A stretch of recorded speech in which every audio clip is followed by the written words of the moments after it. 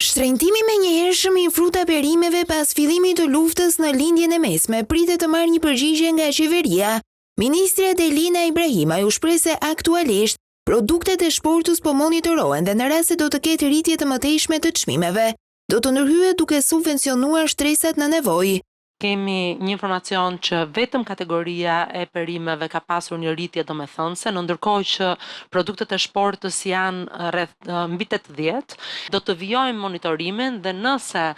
do të shohim që çmimet do të rriten në vazhdimsi dhe në të gjithë produktet e tjera të shportës, atëherë padyshim që do të ndërhyjmë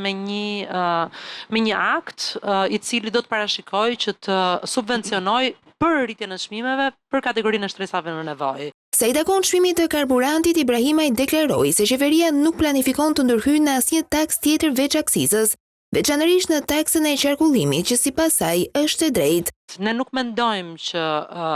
ka nevojë për një ndërhyrje në taksën e qarkullimit, e kemi shpjeguar shpeshherë që taksa e qarkullimit nuk mblidhet në këtë formë sepse ne kemi më kollaj ta mbledhim kështu. Taksa e qarkullimit mblidhet në këtë formë sepse është më e drejtë që të mblidhet në këtë formë, pasi ai që konsumon më shumë karburant është ai që paguan më shumë taksë qarkullimi. Dhe për efektet të konsumit, dhe për efektet të ndotjes, dhe për të gjithë komponentët që lidhen me përdorimin e karburantit. Qeveria ka ndërmarrë 2 masa pas shëntimit të karburanteve, ngritjen e bordit të transparencës për saktimin e çmimeve tavan dhe uljen e akcizës me 20%, sa herë çmimi i naftës kalon pragun e 220 lekë për litër.